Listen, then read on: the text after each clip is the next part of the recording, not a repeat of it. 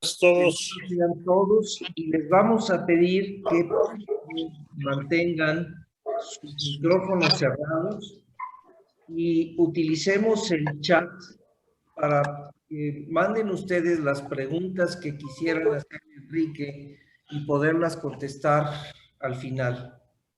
Le voy a pedir a Salvador que abra su micrófono y empiece la presentación de Enrique para que empecemos esta charla. A todos nuevamente bienvenidos y esperemos de veras que rinda muchos frutos. Adelante. Gracias. Buen día. Muy buenos días. Bienvenidos todos a esta charla con Enrique Beltranena. Muchas gracias, Enrique, por su tiempo y por su disposición a acompañarnos esta mañana. Brevemente voy a leerles la semblanza de Enrique. Él inició su carrera en la industria aérea, en la industria aeroespacial en los años 80, a fines de los 80, y a partir de los 90 en la empresa TACA en Centroamérica, en Perú, en donde incluso llegó a ser el vicepresidente de operaciones y comerciales. Enrique tiene una larga trayectoria en esto y es justamente fundador y CEO de la empresa Volaris. Es originario de Guatemala, pero es muy mexicano, más mexicano que los tacos, como diríamos. Y bueno, ha recibido una serie de reconocimientos a lo largo de su trayectoria por distintas instituciones. Menciono algunas: el CEMEFI, por ejemplo, en materia de responsabilidad social.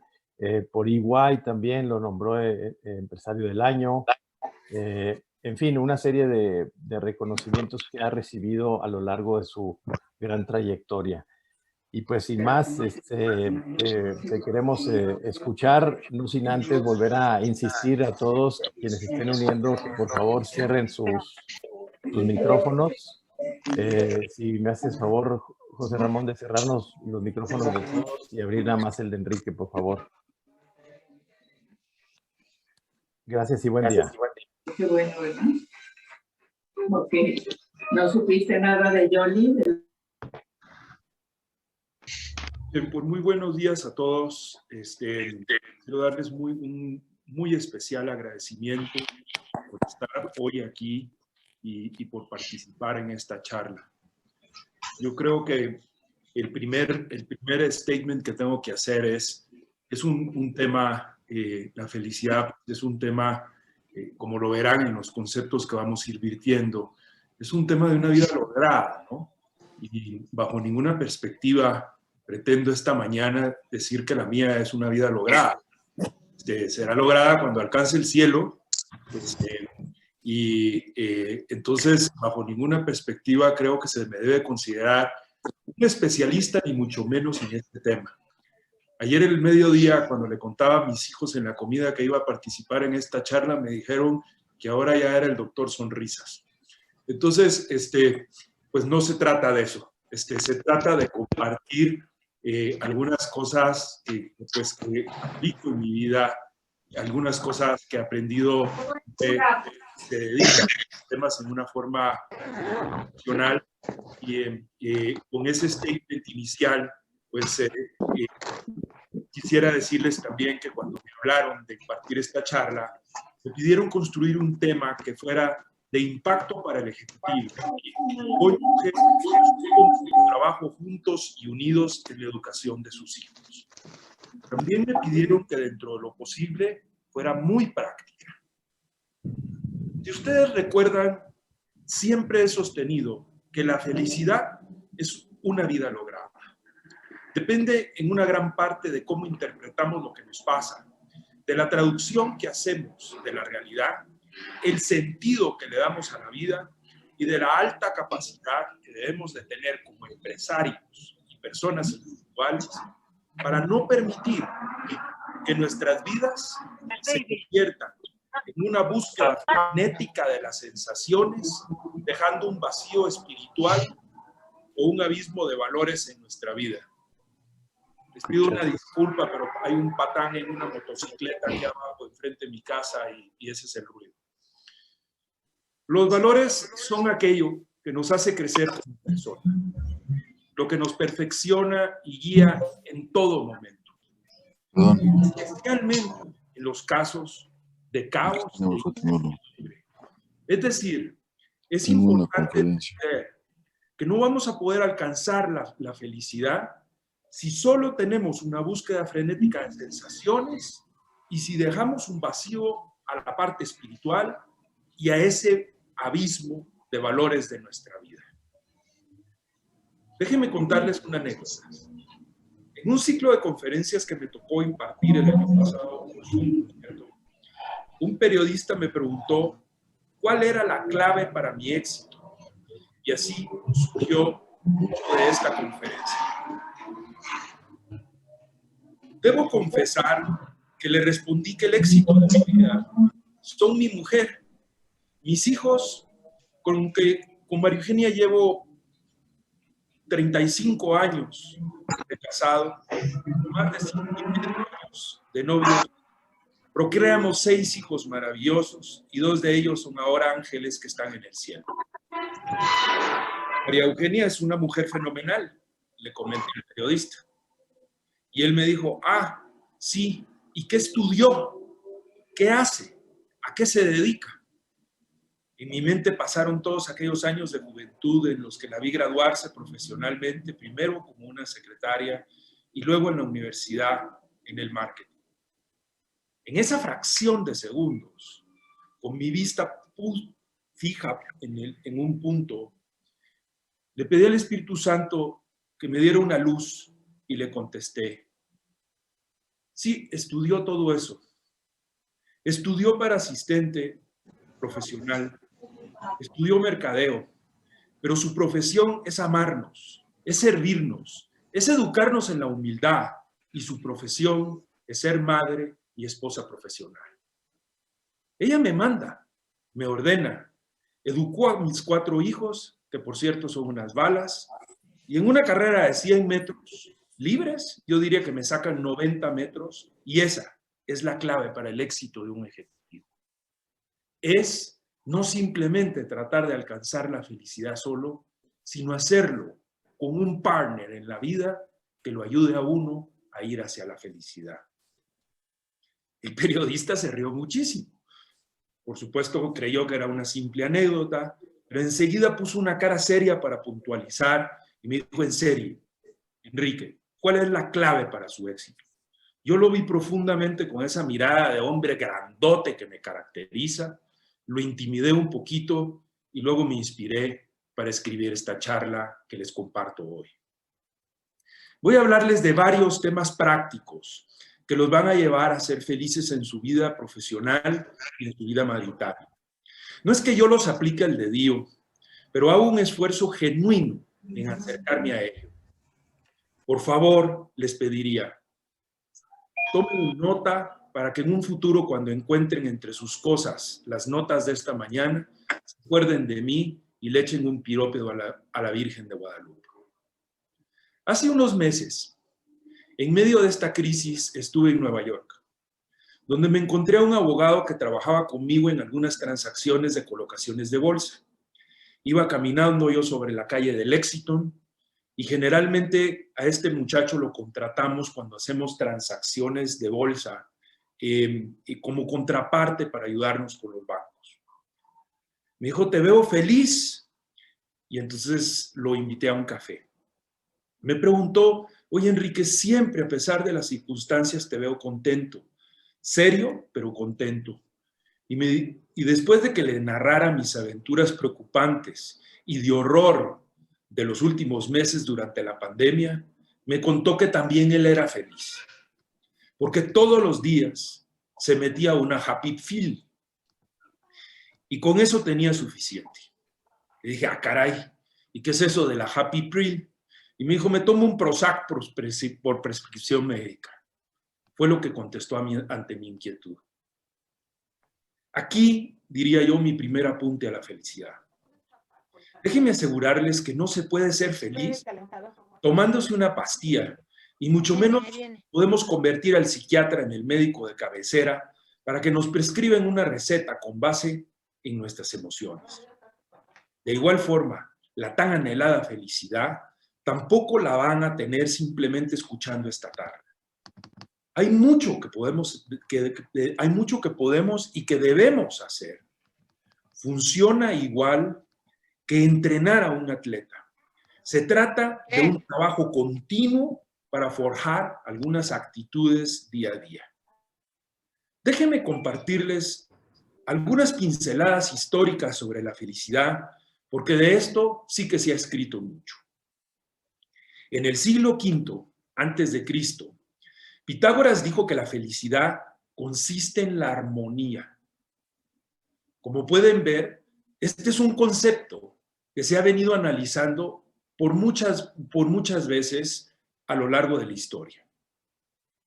Todos seguramente hemos estudiado en algún momento a Sócrates, a Platón y a Aristóteles, los tres grandes padres del pensamiento antiguo.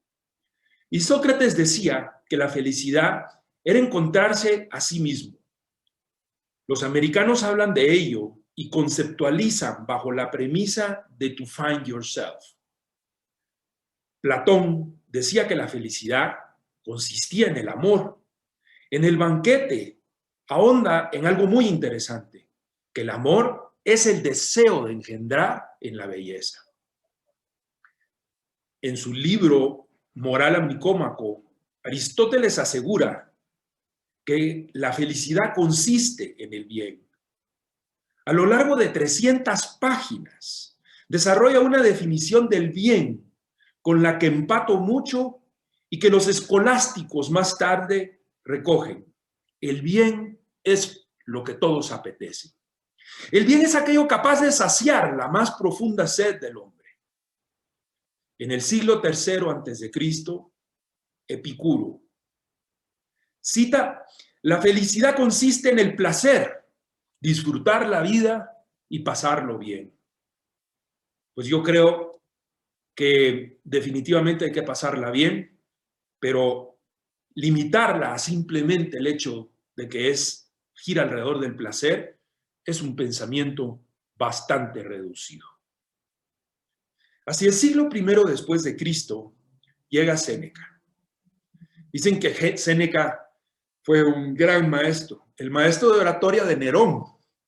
Cuando uno lo estudia se da cuenta de que era un manual de psicología ambulante, Nerón, ¿no? Imagínense que mató a su madre Agripina, a su mujer, y quemó a Roma, en una época en la que empezaba a justificarse la clara necesidad de la práctica de la psiquiatría. Pues bien, Séneca dice que la felicidad consiste en la virtud. Fíjense qué contrario al comportamiento de Nerón. Y esta virtud provee una definición que luego se recoge en toda la tradición medieval, que dice: la virtud es el hábito de obrar bien y la costumbre de hacerlo mejor. San Agustín, en el siglo IV de nuestra historia, dice que la felicidad consiste en la alegría, en la verdad. Fíjense, la alegría en la verdad. Pensemos por un minuto, hoy, que estamos en la época del relativismo, ¿qué pensamos respecto a este statement? Déjenme saltarme unos siglos y nos vamos al 1800. Arranco con Immanuel Kant, quien murió en 1804 y es considerado por muchos como el pensador más influyente de la era moderna. Y Kant sostenía que la felicidad está mejor alojada en la imaginación que en la realidad. Es decir, que se trata de algo que va más allá de nuestro escenario mental, de algo que es tangible en una forma notarial. Creo que estoy de acuerdo en este statement, en la parte de que no es tangible hasta que se experimenta y se vive, pero no creo que sea una parte simplemente de la imaginación del ser humano. Me voy a Freud, Sigmund Freud, Muere en 1939. Fíjense que vivía en una casa en el barrio de Hampstead, en Londres. Generalmente en los veranos, cuando me toca ir a ver temas de seguros, me hospedo en un hotelito muy cerca de ahí. Salgo a correr y entonces paso frente a la casa de Freud. Y él era el padre del psicoanálisis. Y dice que la felicidad consiste en la satisfacción de las necesidades básicas del ser humano. Esta tesis es muy interesante y de hecho tiene mucho que ver con su pensamiento y la forma en que analiza al ser humano.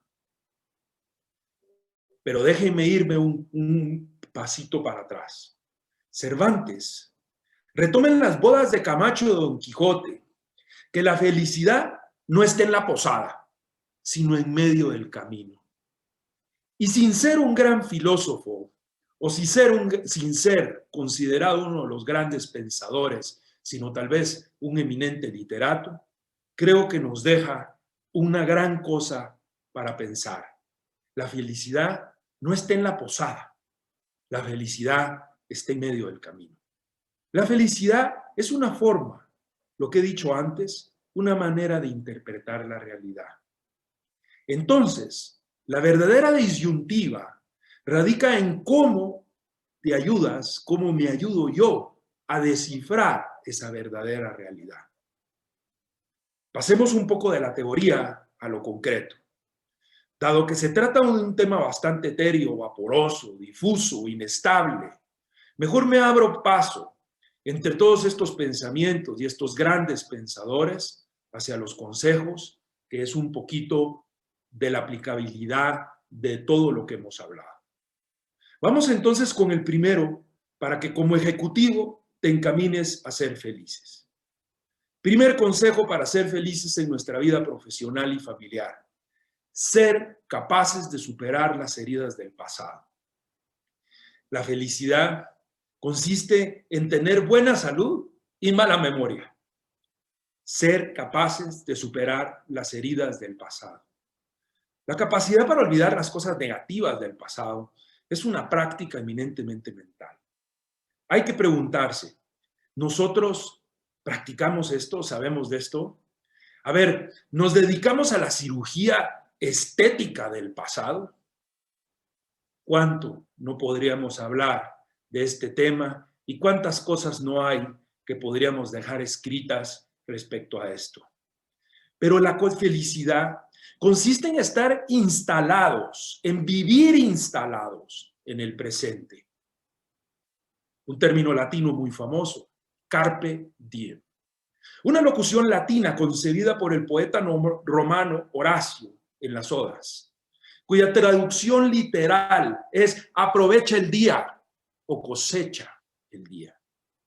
En un sentido de tomar el tiempo y no malgastarlo, de saborear cada minuto. Asumir el pasado con todo lo que significa, los errores personales, los fallos, las limitaciones. Aceptar que la vida es una gran maestra, enseña más que muchos libros. Los seres humanos aprendemos a vivir superando nuestra propia existencia para luego plasmarla en un libro de enseñanzas, pero ese libro es y debe ser el libro más práctico de la vida del ser humano. Finalmente, mirar hacia adelante. La felicidad consiste en ver delante, en tener una ilusión, y esta, a su vez, se traduce en métodos, en retos, en planes, en objetivos y en cosas por cumplir. Entonces, si seguimos esta línea, tenemos en los clásicos una frase que es clave para nuestras vidas profesionales. Fundata enim era supra petra. Mateo 7. El edificio no se derrumbó porque estaba sobre piedra, en lo rocoso, superar las heridas del pasado. Me parece que todos nosotros podríamos, en este consejo, llenarnos de esperanza para vivir nuestra felicidad en nuestras vidas profesionales y familiares. Si me apoyo en Pitágoras, puedo aceptar su sugerencia de que la felicidad consiste en la armonía, pero apuntaría que el secreto radica en aplicarla. en aplicarla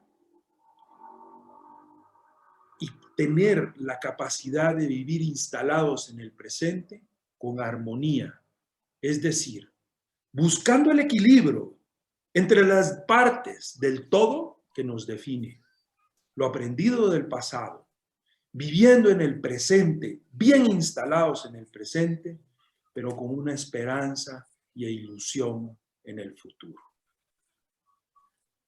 90% de la ecuación del éxito tiene que ver con la actitud con la que te levantas cada mañana.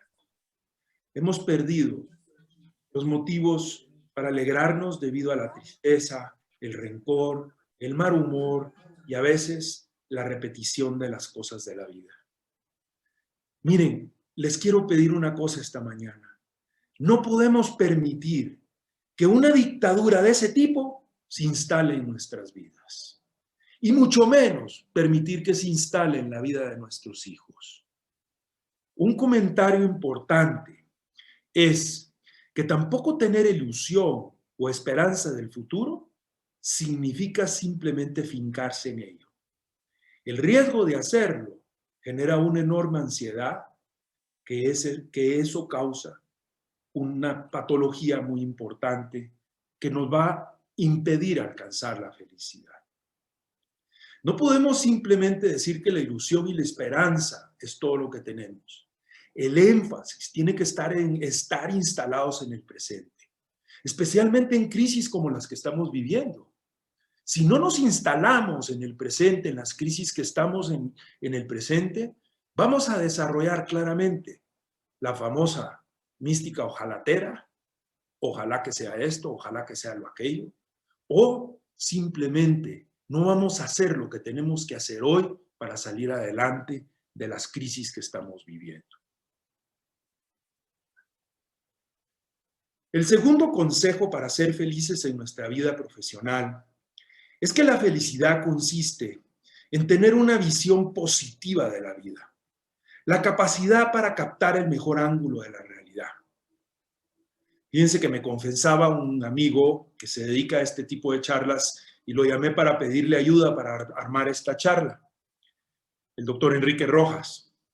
Y me decía, después de varios días pensando cómo le llamaba un artículo de este tipo, me incliné por ponerle el artículo "En mi casa mando yo". Pero se hace lo que dice mi mujer. El tipo, pues es muy parecido a mí, así es que terminó de escribir la charla, corrió donde su mujer para compartirle el título de ese artículo y su mujer le dijo, no, no me gusta, ponle apostar por lo positivo. Enmarcado en estas nuevas democracias que vivimos, y hoy tenemos desgraciadamente una forma periodística que como que se enmarca en dos polos totalmente opuestos, ¿no? O dos polos totalmente pendulares hacia dos extremos. Tenemos en forma generalizada los discursos en la prensa y hay quienes solo hablan bien de los gobiernos populistas o callan por qué votaron por ellos o quienes viven en la oposición permanente. Hace 2 semanas estaba con la jefe de redacción de un medio de estos, uno de los medios más importantes de México. Y no me quiero acordar de su nombre en este momento. Y me decía, a mí, don Enrique, solo me interesan los escándalos. Quiero contar los dramas, las tragedias y narrarlas con detalle. Ah, caray. Entonces, nosotros como ejecutivos, como padres de familia, como madres de familia, como padres de hijos que estamos trabajando en la educación y en el desarrollo de nuestros hijos, nos tenemos también que instalar, no solo en el presente, sino que nos tenemos que instalar en la visión positiva de cada día. Especialmente porque tiene que ver con nosotros mismos, con lo que yo llamaría poner las luces altas del coche en nuestras vidas, en nuestra vida personal.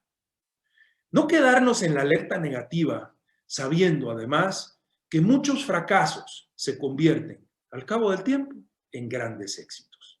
La capacidad para superar los errores de la vida es eso, la resiliencia. Déjenme contarles otra historia. Uno de los padres de la resiliencia es Boris Cyrulnik. Su historia es fascinante porque fue testigo de la muerte de sus padres y de sus dos hermanos en la cámara de gas en un campo de exterminio en Auschwitz. Se escapó cuando tenía apenas 4 años, por debajo de la verja del campo de concentración. Era un manojo de huesos. Estuvo perdido casi 30 días y cuando finalmente apareció, tenía una claridad mental impresionante para su edad. Y solo quería 3 cosas en la vida: que alguien lo adoptara, estudiar medicina y convertirse en psiquiatra. La resiliencia es el concepto psicológico que se parece, digamos, al de la física. En ello está vertida la visión positiva de las cosas. El Patito Feo es uno de sus libros más conocidos. Y el principio de la física es la capacidad de doblar las cosas sin que se rompan, estresar el material sin que se rompa, a estirarlo sin que se rompa.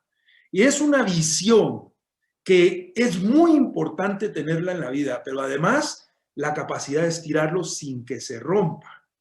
Eso es resiliencia. Cuando lo rompemos, es atrevimiento, es exceso. Quiero traer a colación un par de casos más de 2 personajes similares a este, como Boris Cyrulnik.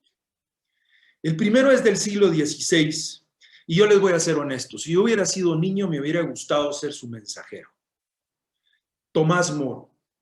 Muere en 1535, en la época de Enrique VIII, quien lo nombró Lord Canciller de Inglaterra. Enrique VIII era otro manual de psiquiatría ambulante, de esos que tanto nos gusta. Y es una lástima que en aquella época no hubiera revistas del corazón, porque habría roto el tema por todos lados. Se casó primero con Catalina de Aragón, la mujer de su hermano Arturo, que era española, era la hija de Isabela la Católica, para conservar la alianza entre Inglaterra y España. No le jaló, entonces decidió casarse con Ana Bolena, y bueno, en realidad con 6 mujeres más. En ese entonces, obviamente, no había democracia. El primer título de la democracia data del 1648 en la visión británica y la segunda en 1789 durante la Revolución Francesa. Pero en ese ambiente de imperialismo, digamos, y de falta de capacidad de poder manifestar sus ideas, Enrique VIII quiso anular su primer matrimonio con base en un texto levítico. Y Tomás Moro, quien era su canciller, se negó a firmarlo. Dada su oposición al omnímodo poder del rey, Tomás Moro muere en la cárcel de Londres.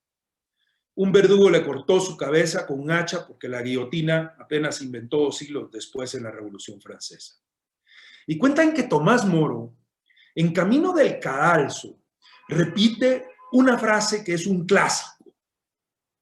Yo soy, quid nidam ventem endoniam presidentes, como los que nadie tienen y todo lo posee. En su libro Cartas desde la cárcel, Tomás Moro se muestra feliz porque está haciendo algo grande, porque está haciendo algo trascendente, porque está haciendo algo con su vida. No hubo en Inglaterra durante 4 siglos un personaje de la talla y categoría de Tomás Moro. Pero ¿cuál es la moraleja de la anécdota? Precisamente, la interpretación positiva de la realidad. Voy con otro ejemplo. Este ejemplo ya es un ejemplo que posiblemente todos vivimos. Alexander Solzhenitsyn, que fue el premio Nobel en el 1970. Cuando yo apenas entré a la preparatoria, que nos obligaban a estudiar los premios de literatura, me tocó estudiar a Solzhenitsyn. Y él pasó muchísimos años en Siberia. Y parte de su trabajo fue tremendamente censurado por el aparato estatal soviético. Sin embargo, Su obra alcanzó un volumen notable, sobre todo en el archipiélago de Gulag. Una obra de varios tomos que le valieron el mayor reconocimiento. Debo reconocerles que no he leído todos los tomos, pero sí he leído las partes más importantes. Alexander escribió en el libro Un día en la vida de Iván Denisovich, que no tiene nada que ver con el archipiélago de Gulag. Es un libro adicional, es un librito cortito, uno de esos libros que uno se lee en un par de horas. El texto es corto y narra un día en la cárcel de Siberia. Y les digo lo que dice. Han sido los años más importantes de mi vida, lo que yo he aprendido. ¿Cómo puede ser que en circunstancias similares, siendo además testigo de un suicidio de su compañero de cárcel al lado suyo, hable de esa amarguísima historia como los años más enriquecedores de su vida? La interpretación positiva de la realidad. Ahora, definitivamente como seres humanos, para reconocer ese pasado que hay que reconocer y asimilar, tenemos que pasar por vergüenzas fuertes. Que no te dé vergüenza ser un pobre cacharro con defecto, pero lucharemos toda la vida para no tenerlos hasta el final. Eso es amor, decía San José María Escrivá de Balaguer. Sabemos que no podemos hacer todo bien, pero me da la impresión de que de que únicamente lo percibimos en teoría, porque cuando de verdad nos vemos de frente con nuestros defectos, nuestros errores, hay una sensación de tristeza que nos invade y es precisamente este sentimiento el que no debemos dejar entrar a nuestras vidas. Sí, pueden y deben dolernos las cosas que hacemos mal y nuestras equivocaciones, pero la tristeza es una consecuencia de la vanidad. ¿Cómo yo voy a fallar? O de la desconfianza en el amor de Dios. No soy lo suficientemente bueno para que Él me quiera. Mientras queremos ser santos, y todos lo queremos, nos vamos a pasar la vida rectificando. Defectos tenemos.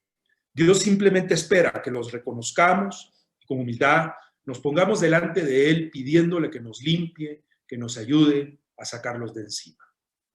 Bien, en resumen, este es mi segundo consejo. La interpretación positiva de la realidad, la resiliencia.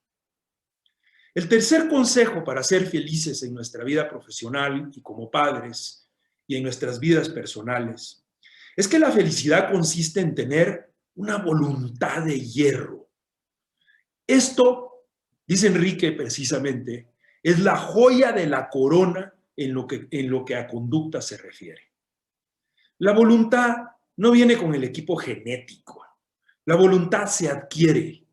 Es una de esas cosas que si no la ejercitamos, si no trabajamos en ella, como trabajamos en el gimnasio por un mejor cuerpo, o por correr mejor, o por nadar mejor, nunca la vamos a alcanzar. No es un equipaje genético. La voluntad se adquiere. Y una de las bases fundamentales de la educación es esta. Así la voluntad se convierte, digamos, en un plinto o un pedestal que nos ayuda a sobreponernos de las dificultades y consiste, digamos, como en un ritornelo. No sé si me explico con la palabra ritornelo. Es ese palito que le ponen a las plantas para que crezcan y crezcan rectas, ¿no?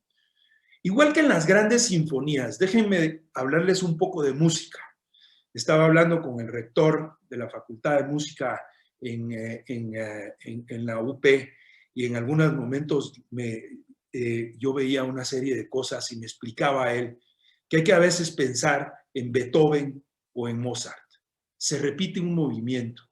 Me viene a la cabeza, por ejemplo, la Quinta Sinfonía de Beethoven, que siempre todas las partes hermosas se repiten. Esto es lo que se llama el ritornelo.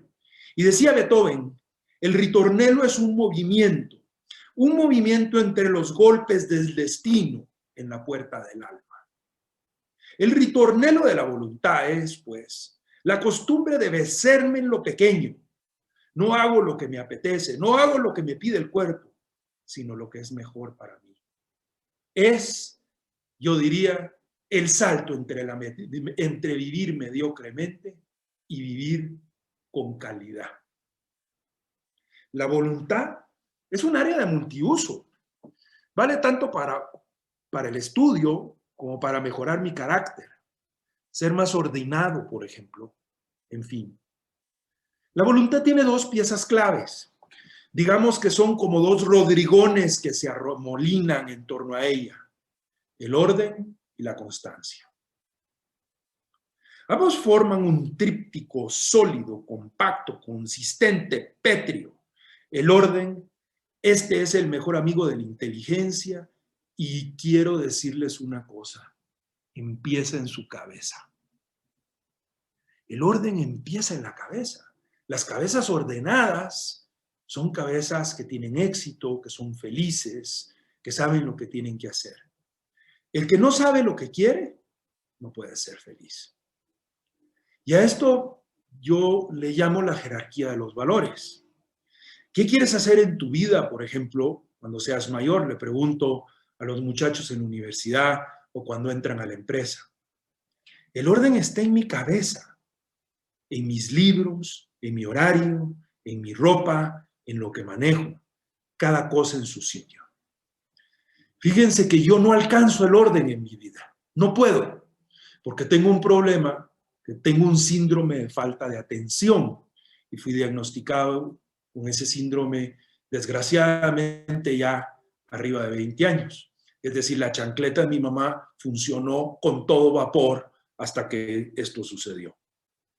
Entonces, hay que aprender a ayudarse y la ayuda, pues evidentemente es mi mujer en mi casa, que me estructura, me ordena, me dice qué hacer, pero en la oficina tengo una chief of staff que literalmente lo que hace es ordenar mi vida. Me considero ordenado, pero esta mujer me hace sentir que estoy en la tercera división. Hay que ayudarse para estructurarse en la vida y para alcanzar estructura. El orden dinámico es programar, es adelantarse, y eso se llama prever. Finalmente, la constancia, saber esperar y saber continuar son otros dos ejemplos que se mueven en torno a esta geografía del mundo voluntario.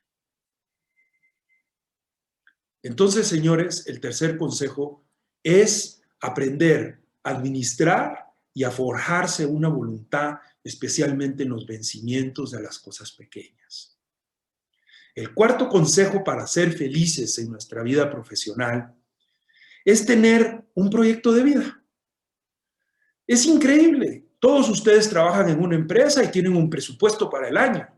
Tienen un plan de mercadeo, en fin, tienen una estrategia. ¿Y cuál es tu presupuesto? ¿Y cuál es tu plan de vida? ¿Y cuál es tu plan de marketing?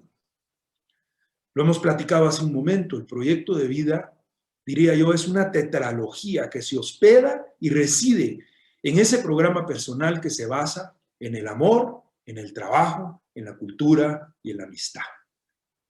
Amor, trabajo, cultura y amistad. Tu plan de vida tiene que tener esas 4 dimensiones.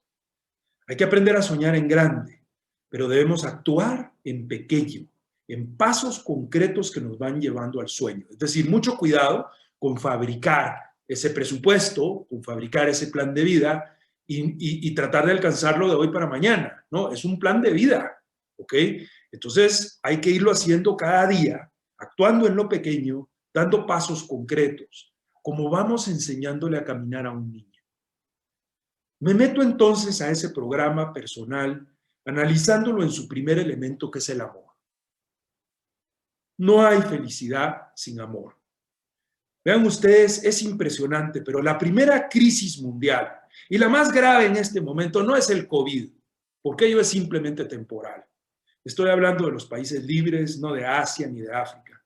La mayor crisis son las parejas rotas. Decía Lord Byron, un poeta y político inglés, una de esas figuras del movimiento romántico, machista, iconoclasta, ¿no? Es más fácil morir por una mujer que vivir con ella. Bueno, pues yo no conozco nada más difícil que la convivencia conyugal. la cantidad de matices es enorme, pero hay que trabajar muchísimo en ello. Debe de ser parte de nuestro proyecto de vida. El amor conyugal, diría yo, es la alquimia, la magia, los códigos secretos y la complicidad. Es arte y es oficio. El amor es el texto eterno, la retama ardiente al borde del camino, decía Ortega en la teoría del amor. No hay felicidad sin amor, pero tampoco hay amor sin renuncias. Dice un texto clásico, nid volutum coem residuum. No se puede amar lo que no se conoce. Es tan importante conocernos en la pareja. La ignorancia en el tema afectivo conduce al fracaso. Y aquí quiero hacer un paréntesis importante para los que somos padres de familia en medio de esta crisis de la pandemia. El noviazgo de nuestros hijos debe de suceder a pesar de la pandemia. ¿Por qué? Porque no se puede amar lo que no se conoce. Porque tenemos que conocernos en la pareja. Porque la ignorancia en el tema afectivo conduce al fracaso del matrimonio. Amar es querer el bien del otro. Y esto es algo que en la época actual de egoísmo de las personas es difícil realmente traducírselo a nuestros hijos. Pero le tenemos que enseñar a nuestros hijos en casa que el beneficio no puede ser solo para ellos mismos como personas, sino debe ser de sus hermanos y de la familia. Amar es querer el bien del otro. Y querer es un acto de la voluntad. O sea que el amor auténtico, sólido y maduro tiene como componente fundamental, de nuevo, la voluntad. El amor nos da las alas para conseguir cualquier cosa. Y hay un amor al que deseo dedicarle un párrafo que es muy importante. Al amor a las creencias y a los ideales. Decía Confucio, no son las circunstancias de la vida las que hacen felices a las personas, sino son sus ideales. Nelson Mandela, Tomás Moro, eran personas coherentes con sus ideales y eso los hacía inmensamente felices. Antes de pasar a un elemento importante del amor, debo decir que es muy importante el amor a Dios. Es tan importante que los dos primeros mandamientos están contenidos en amar a Dios y amar a todas las personas. Por favor, no se olviden de esa parte en este capítulo y sobre todo cuando construyan su plan de vida. Finalmente, antes de terminar con este tema del amor, debo decir que la caridad en todo es el espejo del amor. La caridad en el trato, en la ayuda, en el servicio, en hacer cada momento de la vida de los demás una experiencia positiva. Recuerdo hace un año cuando comenzó la pandemia que Mauricio Bueno nos decía, oye, ¿ya fuiste con tu pareja a preguntarle cómo vamos a hacer para pasarnos la mejor en esta pandemia? Caridad en el trato, en la ayuda, ayudar en la casa, en el servicio, en hacer cada momento de la vida de los demás una experiencia positiva. Nos pasamos una vida trabajando, el trabajo, la segunda dimensión de estas 4 dimensiones que hablábamos. Hay que tener mucho cuidado porque una derivada del amor es el amor por el trabajo y el amor por el trabajo bien hecho.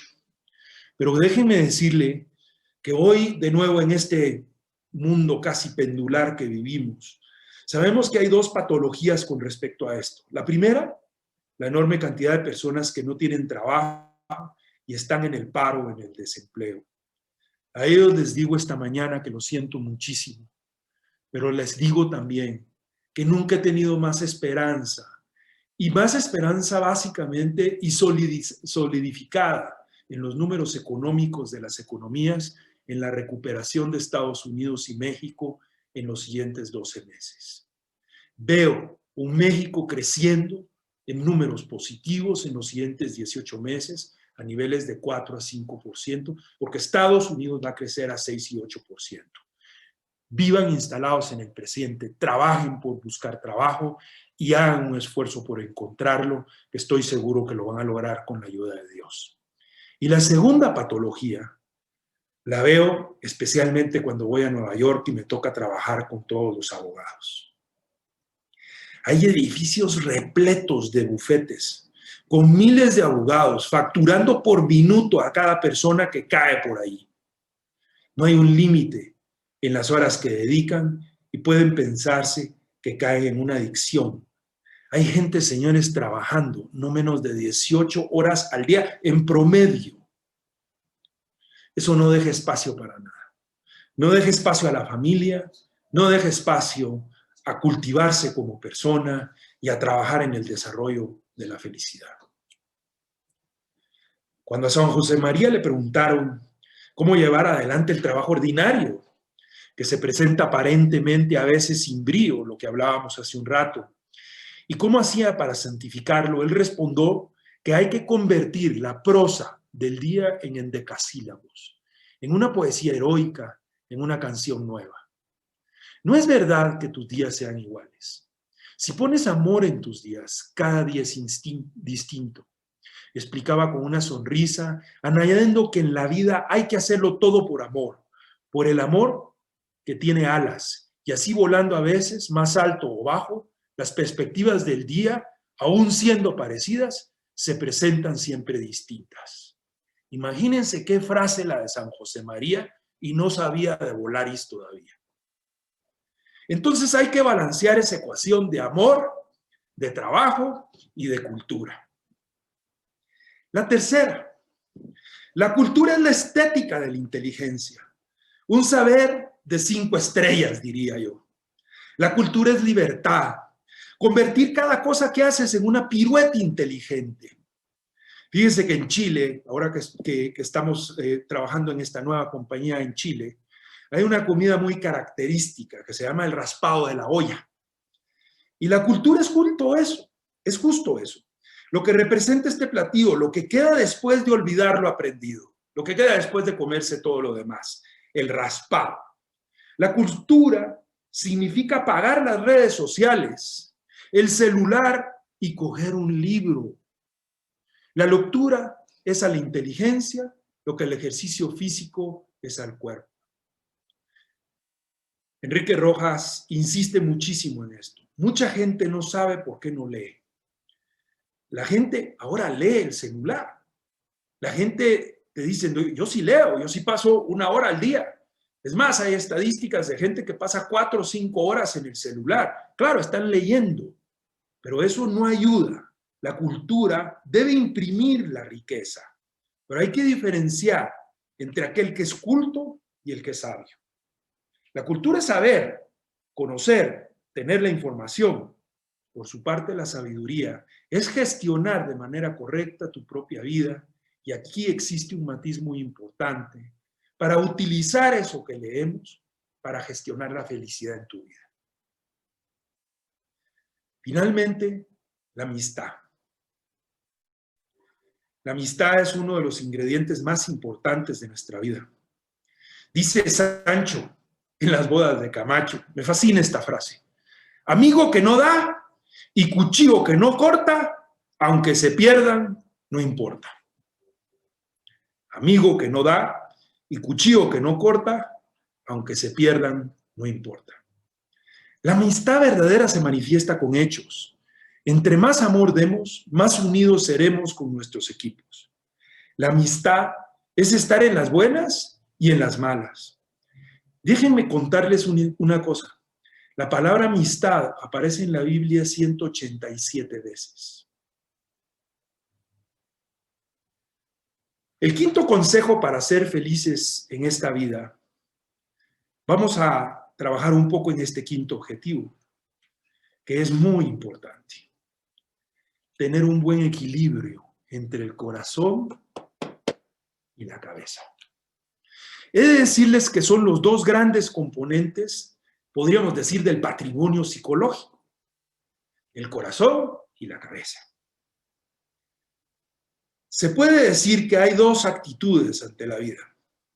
Y déjenme aquí citar a Ortega y a Julián de María, que son los padres del pensamiento español del siglo XX, que podrían compararse con la situación que ustedes podrían vivir frente a un río. La actitud romántica afectiva sería decidir entrar a un río en un día caluroso como el de hoy, un río maravilloso que tengamos cerca con un caudal transparente. Dentro del río, el borbotón del agua sube por las piernas y experimentamos un contacto directo, el cual nos hace sentir dichosos. En cambio, la actitud clásica, la racional, podríamos decir la actitud cartesiana de esta situación, sería describir el río desde fuera, poniendo siempre una distancia con el mismo. El análisis que devendría del torrente acuoso sería mucho menos apasionado, más frío y, por supuesto, más objetivo. Una persona feliz es aquella que sabe compaginar con arte y oficio estos dos grandes componentes, ni demasiado afectivos ni demasiado cerebrales.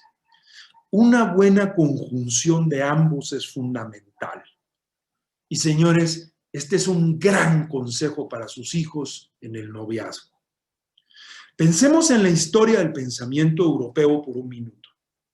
Voy a rescatar dos momentos de la historia reciente de Europa. El primero, el siglo de las luces, en la Ilustración francesa, en la Revolución, con Rousseau, Montesquieu, Diderot, etc., que culmina obviamente en la Revolución, la cual se define claramente como la entronización de los instrumentos de la razón. El segundo es el siglo XIX, romántico, completamente lo contrario, una exaltación del mundo afectivo sentimental. Pensemos, por ejemplo, en los grandes españoles románticos, desde Bécquer, en fin, hasta todo lo que retratan la pintura o la música de esa época. Una de las patologías más frecuentes que se dan hoy en el mundo es lo que se llama en la psicología actual, me explicó Enrique, como el PAS, personas altamente sensibles. Yo le tocaba este tema a Enrique en la entrevista que tuve con él. Decía, aquellos quienes sufren y pasan la vida muy mal. Decía, es que tengo gente a mi alrededor a la que todo es negativo, a la que siempre está enferma, a la que siempre se busca males, a la que dice, no sé por qué me parieron, porque solo me parieron para que todo me salga mal. Eso es una persona altamente sensible y es una patología, me explicaba. El problema de esta gente es que no puede gestionar su vida. Y el segundo problema es que están incrustados en nuestras vidas. No pueden adelantar, no es posible vivir de esa manera y entonces hay que enseñarles a cambiar esa conducta. ¿Cómo? Resaltando las cosas positivas. Por lo contrario, existía hace algún tiempo una patología que recientemente se ha puesto mucho más de moda a partir de la epidemia de las parejas rotas que asola al mundo entero, que se llama la alexitimia.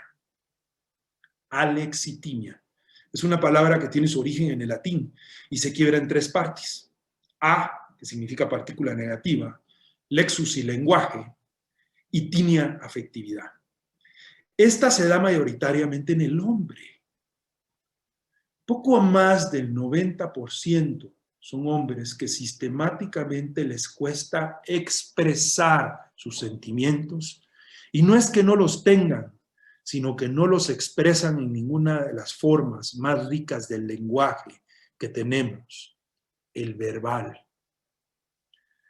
Señores, dicen que cuando Antonio Machado, que era un andaluz seco, soso, comenzó a salir con su mujer, que fue su esposa después, le redactó una fabulosa gacetilla, a la cual luego le llamó el Inventario del Galante.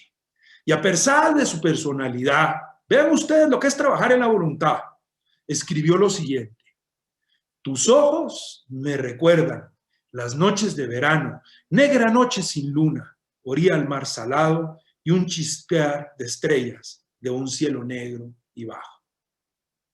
La riqueza de este consejo radica, por ejemplo, en la capacidad de decirle a tu pareja: cómo te quiero, te necesito, perdona por lo que te hice o cómo te ayudo. El lenguaje no verbal raya en lo subliminal. Se esconde, se camuflaja en los pliegues del anterior. El lenguaje epistolar, una nota linda, y el lenguaje de la sorpresa. En resumen, como pareja debemos de ser capaces de compaginar todos ellos para así expresarnos y mantener nuestra relación conyugal. El sexto consejo para ser felices en nuestra vida profesional, en nuestra vida de padres y en nuestra vida de familia, es una de las cosas que hace más feliz a una persona y es hacer algo positivo por los demás. Hay un clásico que dice, hay más alegría en dar que recibir. Preocuparnos, ¿qué podría hacer por las personas de mi entorno? Me parece un punto importante cuestionarme constantemente qué estoy haciendo por los demás. Y señores, este es un elemento de examen que hay que incorporar posiblemente en el examen diario. Porque, ¿qué estoy haciendo por los demás? Es amar a ese prójimo, ese segundo mandamiento que nos dejó. Una palabra de comprensión, la importancia de saber enfocar las cosas personales. En la empresa les parece muy curiosa lo que llaman mi campaña del apostolado del ascensor. Pues dicen que al salir del ascensor ya sé qué le pasa a las personas. Es un ejercicio que me propongo hacer diariamente. Cuando logramos que alguien nos cuente sus penas, es fundamental nunca ponernos de ejemplo. Y las palabras con quien muestra sus penas deben de ser de cariño, empatía y después de un largo rato, propositivas. Algunas veces hay que sacar a la persona de los pensamientos negativos de su cabeza. Aprender a controlar eso se logra enseñándole a nuestra cabeza a pensar de forma positiva mediante mensajes colectivos positivos que circulan por diferentes escenarios de la mente. Les cuento una anécdota. Recuerdo que alguna vez llegó una muchacha a mi oficina a renunciar y le pregunté, oye, ¿cuándo tomaste esta decisión? Y me contó que tenía meses diciéndose a sí misma que debía renunciar porque ella era imprescindible.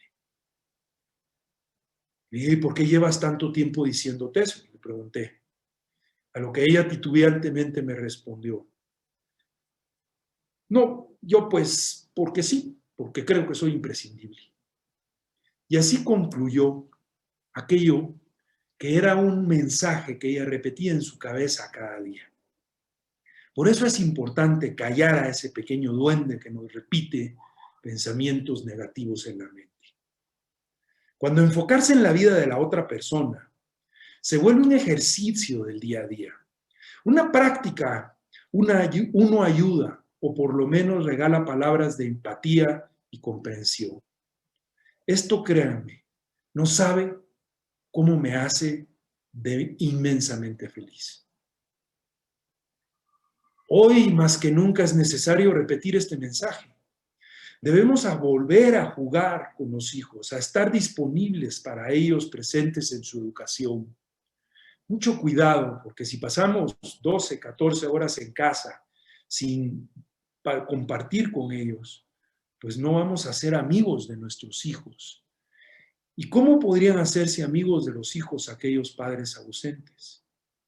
No hay que descuidar el trabajo, hay que hacerlo bien y en el tiempo suficiente, pero hay que equilibrarlo con la vida familiar. Recordando que el trabajo más importante en la vida de nosotros es el matrimonio y la paternidad, pues la formación de los hijos es el mejor negocio que tenemos. Séptimo consejo. Aprender a darle a las cosas que nos pasan la importancia que realmente tienen. Es como una especie de justeza de juicio. Es tener la capacidad para mirar a la lejanía en nuestra vida personal. El rencor es el síntoma del dolor del alma y resultado de ensalzar ese dolor en el corazón. Cuando un rencor se cultiva, se lleva a la acción. El resultado es lo que llamamos la revancha y el odio. Y la gente con rencores es gente enferma. El otro día una joven pareja nos pedía un consejo y nos decía, oye, ¿por qué no nos dan 3 consejos de cómo ustedes han sido un matrimonio como el que son? Y me volteé con la mujer, con la muchacha, porque al hombre le cuesta más aceptar la realidad psicológica y le compartí los 3 principios estos. Evitar las discusiones innecesarias. La discusión es de las cosas que más destroza a una pareja. No sacar la lista de agravios del pasado, cortar la colección de reproches, la memoria, recuérdense, es femenina, la memoria. Y aprender a perdonar. Perdonar y olvidar es perdonar 2 veces. Para terminar, me gustaría hacerlo con un 8º consejo de San José María, cuando decía que debemos de estar alegres y sonreír siempre. Decía, un santo triste es un triste santo. Diría en una oportunidad San José María, el cristiano contiene en sí la alegría de llevar consigo la buena nueva. Es casi como una tarea que tenemos los cristianos. Dios nos ha redimido, nos ha hecho hijos del Padre Eterno y estamos creados para vivir esa felicidad hasta encontrarnos con la felicidad plena del cielo. No lo hacemos por masoquistas, sino porque conocemos una verdad más alta que supera nuestra pena temporal y nos enseña a llevar cristianamente el sufrimiento, incluso cuando atravesamos situaciones por las que no esperábamos pasar. Aún en el dolor y la enfermedad es posible y heroico sonreír. Podemos estar alegres con el rostro serio porque somos portadores de la alegría. Es también un acto de generosidad sonreír para hacer más agradable la vida de los demás, saliendo de uno mismo del egoísmo, de lo que nos parezca más cómodo. Para ello, sugiero que acudamos a la Virgen, que presentemos nuestras intenciones. Digámosle así, mira, yo quisiera hacer todo, pero soy tan pequeño, solo esto he alcanzado a hacer, lo demás no pude, me equivoqué. Con seguridad, ella se va a encargar de ayudarnos a preparar nuestras fallas y le llevará lo bueno que hicimos al Padre para decirle, mira qué bonito lo que hizo este hijo tuyo. Seríamos tontos si no acudiéramos a tan buena intercesora. Muchas gracias y fue un gusto compartir con ustedes. Enrique, muchísimas gracias por esta brillantísima plática. Ha sido un deleite estarte escuchando, la verdad. Y tenemos por aquí algunas preguntas que te quisiéramos hacer.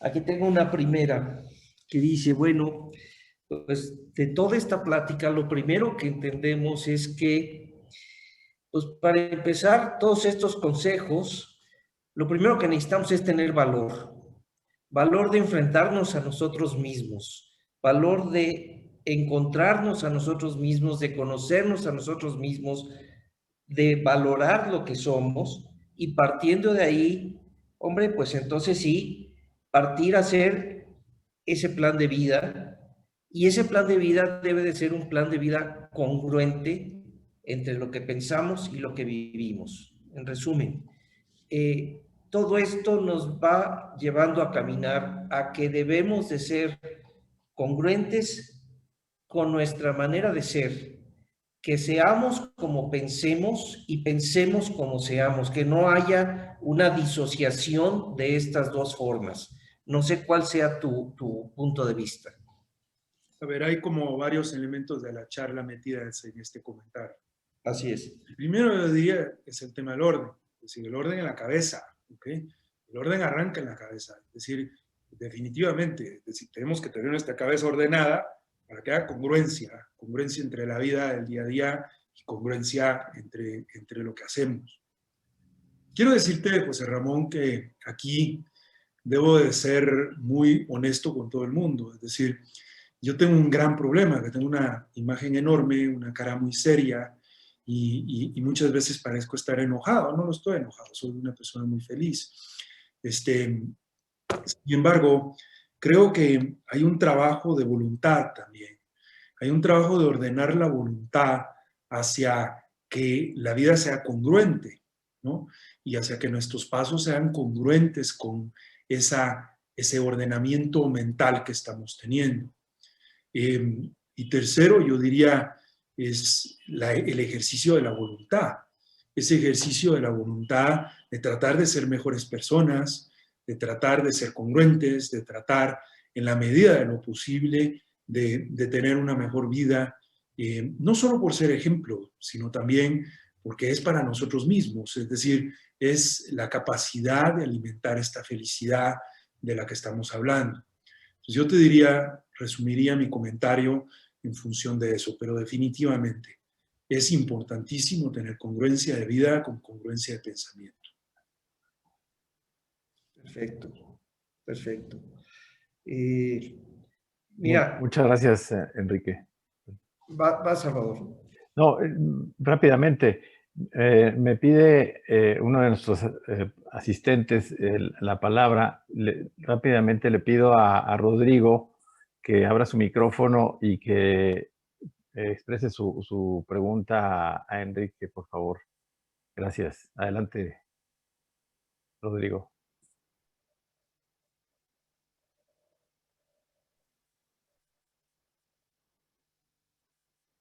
Rodrigo, en tu pantalla, mano. Listo, perfecto. No podía abrir el micrófono.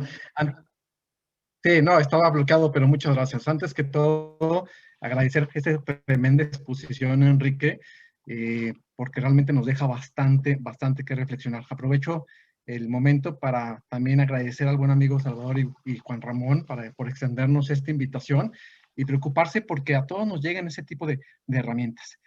Esto que nos presentas, Enrique, pues definitivamente es muy completo, es muy rico, es muy integral y vale la pena que inclusive lo repasemos 2 o 3 veces. Lo bueno es que vamos a tener la grabación. Mi pregunta es, si tienes alguna recomendación para esto que nos comentas de proyecto de vida, ¿cómo lo plasmamos? Y sobre todo, ¿cómo le podemos dar seguimiento? ¿Es un tema diario, es un tema semanal, es un tema anual? De tal forma que quede no como una idea muy padre que en algún momento, cuando me dé tiempo, la voy a ejecutar, sino que pueda tener esa posibilidad de plasmarlo y seguimiento. Te agradezco mucho. Mira, yo te diría que es una mezcla de las dos cosas. Lo primero que es fundamental es hacer un plan de vida, es tener ese plan de vida en esas 4 dimensiones que mencionamos en la charla. En la medida en que haces un plan de vida y haces un presupuesto, por ponerlo así, en esa medida pues vas a tener que tener checkpoints, ¿no? Es decir, un presupuesto sin checkpoints, pues es un presupuesto que no sirve para nada. Entonces, pues yo te diría que lo primero es tener ese plan de vida en estas 4 dimensiones.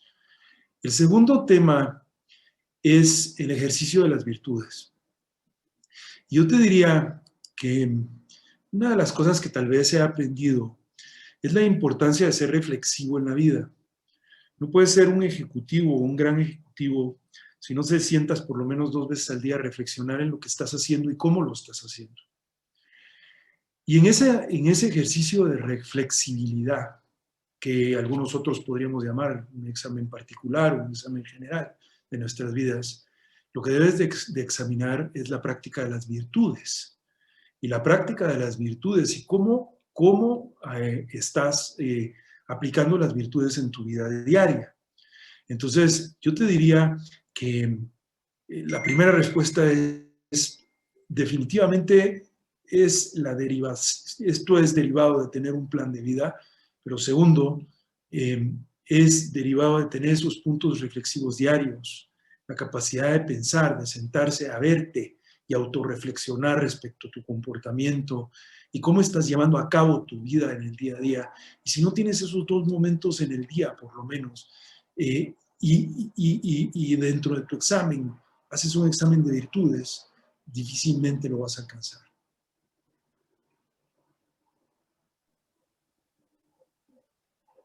Gracias, Enrique. Qué linda pregunta. Adelante, José Ramón. Bien. Bueno, no quiero leerte, Enrique, la cantidad de agradecimientos que estamos recibiendo por tu plática, porque no acabamos. Pero la verdad es que todo el mundo está muy contento con lo que nos has transmitido el día de hoy. Y caramba, pues nos has dejado ahora sí una buena tarea de fin de semana para poder estar rumiando y reflexionando todos estos temas que nos has comentado. Por ahí creo que tenemos alguna otra pregunta. Sí, si te parece, la leo. Bien. Bueno, yo la complementaría. Nos dice aquí nuestro amigo Freddy Zuleta desde Colombia. Dice, a veces pensamos que estamos en lo peor que nos ha podido pasar en esta pandemia. Después de escucharte a ti, Enrique, tú lo ves como algo temporal, incluso te veo muy optimista de nuestro país, de la economía, etcétera. Pero recuerdo, iniciaste también tu charla de tu viaje a Nueva York el año pasado. Pues y tú me corriges si estoy mal, pero tú estabas en medio de una transacción muy importante cuando estábamos iniciando este año tan tremendo que nos ha tocado vivir al mundo entero y a la industria de la aviación, no se diga. ¿Cómo verlo con ese optimismo que tú lo señalas ante ese monstruo que se nos vino a todos encima? E insisto, y más a ti en una industria tan compleja, tan sujeta pues a muchas vicisitudes y problemas en esta pandemia. Hasta aquí la dejo, perdóname. Fíjate que, a ver, les cuento la segunda parte de la conversación con este amigo de Nueva York, el amigo de la Happy Pill. Entonces, pues él me preguntaba, oye, ¿y tú qué haces para estar alegre, estar feliz, estar tranquilo, tener paz? Yo le decía, bueno, definitivamente instalarme en el presente, es que es fundamental instalarse en el presente, porque pues nuestros problemas eran problemas espantosos y de unas dimensiones en términos de números enormes, ¿no? Gracias a Dios las cosas caminaron mucho mejor y fuimos reestructurando. Hacia el fin del año ya presentamos resultados positivos en el último trimestre. Caímos de nuevo en una segunda ola ahora en el primer trimestre, pero las cosas se ven positivas para adelante. Pero yo quiero insistir muchísimo en instalarse en el presente. Creo que esto es fundamental. Es que si no te instalas en el presente, no haces lo de hoy, ¿ya?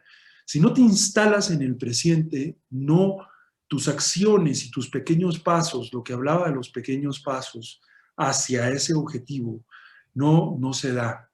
Y segundo, comienzas a futuriar. Es decir, cuando uno no se instala en el presente, se comienza uno a futuriar y el problema cuando uno futurea es que el 90-95% de las cosas que uno futurea no pasan. No suceden.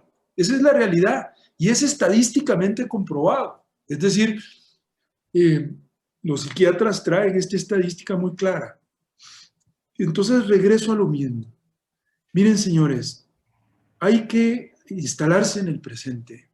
Hay que dar los pasos que tenemos que dar hoy. Hay que moverse hacia adelante en lo que podemos hacer hoy. Definitivamente hay que priorizar. Y luego, es que en una crisis como la que vivimos, Salvador y mi amigo Zuleta en Colombia, si no tienes fe en Dios, es que no sales adelante. Porque los tamaños de los problemas son enormes. Si no te abandonas, si no te dejas ir, y ahí sí que como dirían aquí en México, me fascina esa frase que dice, déjate ir como gordo en tobogán, ¿no? Es decir, confíate así, ¿ya? Confíate de la mano de Dios, de la ayuda de la Virgen. Hoy estamos cumpliendo 15 años de haber fundado la empresa. Ayer estuvimos en la Vía de Guadalupe. Yo le decía a la Virgen de Guadalupe ayer, caray, qué bárbara, cómo nos ayudaste este año. Caray, Madre nuestra, cómo estuviste con nosotros de la mano en todo este año, cómo estuviste de la mano, no solo en los temas de negocios. Yo no he perdido una vida en una familia de 5,000 embajadores que trabajan para nosotros.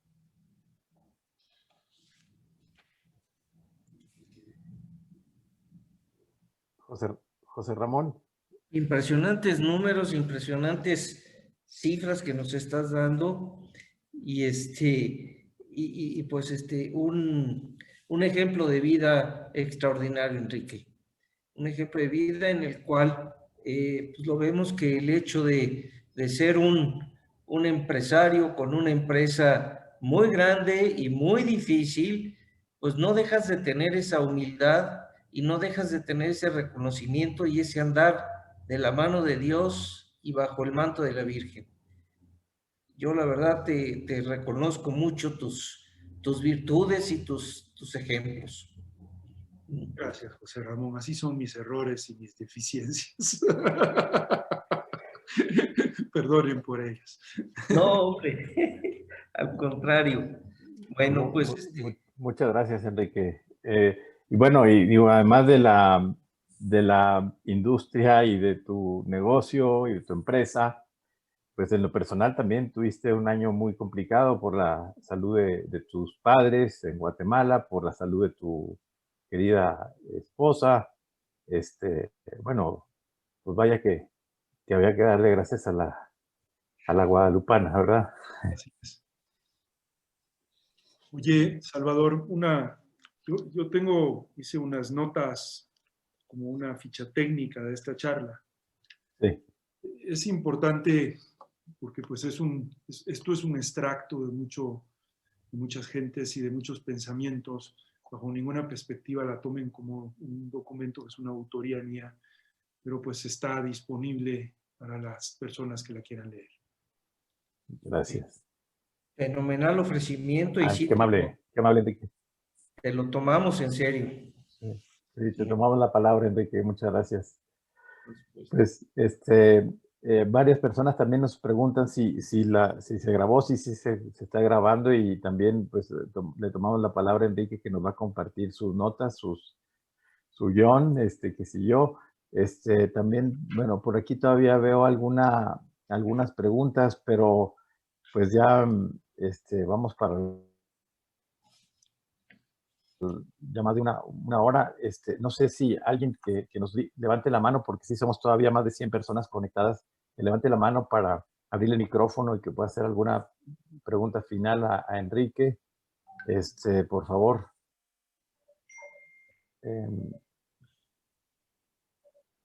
A ver, Freddy, por favor, Freddy. abre tu micrófono. Freddy, abre tu micrófono, por favor.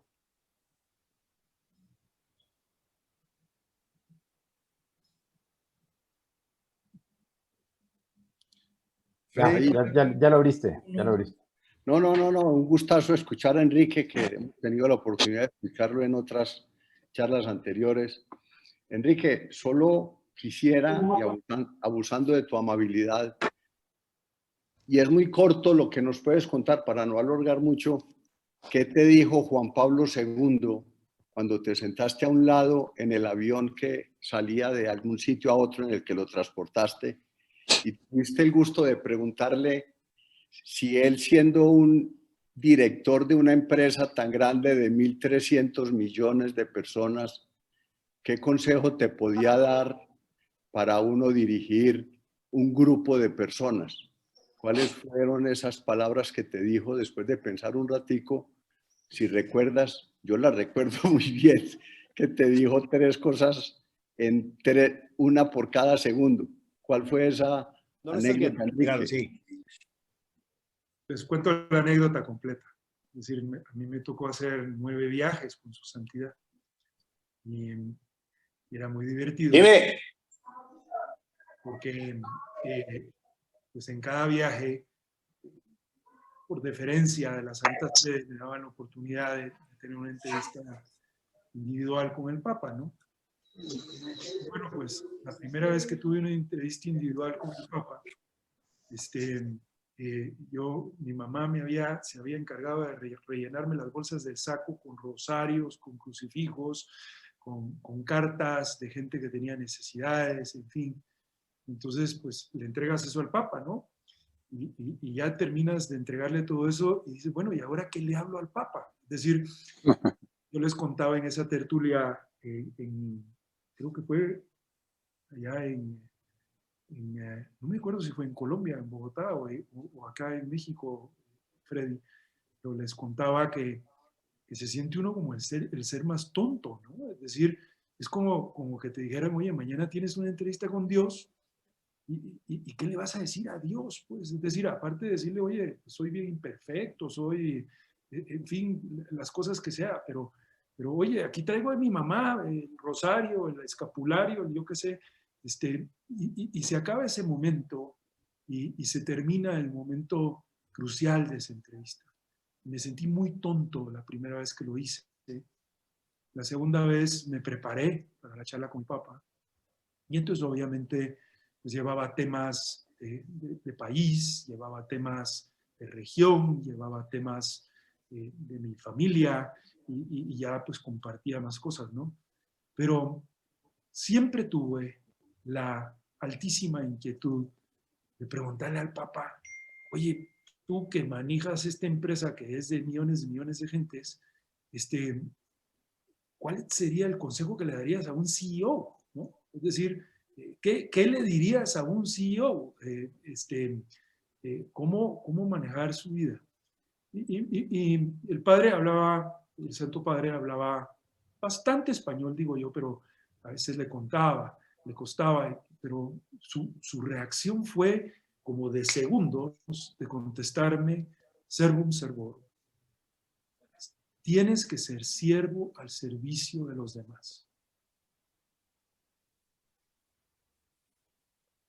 Ya no dije nada. Me quedé mudo ante ese comentario y es una anécdota pues, que la tengo muy cerca al corazón. Ser siervo al servicio de los demás. Claro. Ser siervo al servicio de los demás. Buenísima anécdota. Buenísima anécdota. Qué bárbaro. Pues sí, es para quedarse mudo con una contestación así, porque muchas veces quizás esperas tú, no sé, un comentario profundísimo, una teoría, no sé qué, y caray, pues dos palabras, ¿no? Qué bien, qué bien, qué Así es. bien, qué bien. Pues muy bien, señores. Acabo de tener la oportunidad de abrir los comentarios. Hay muchos amigos ahí con unos comentarios lindísimos.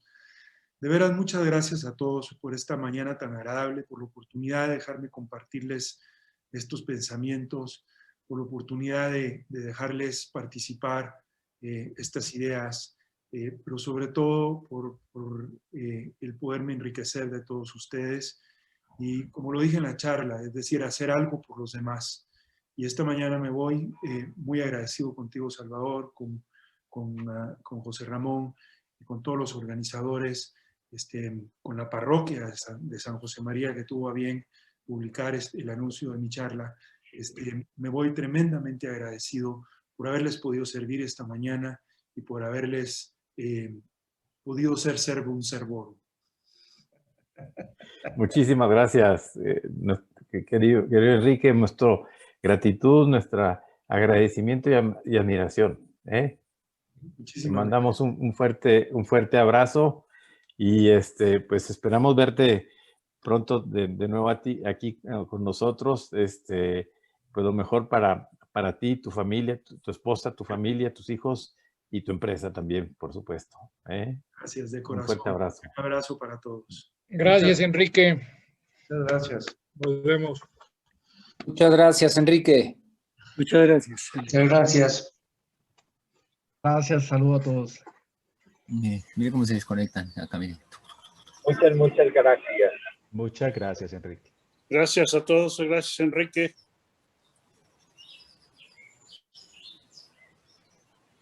Muchas gracias por tan espectacular charla. Gracias a todos. Un abrazo y gracias a todos por acompañarnos, a ustedes.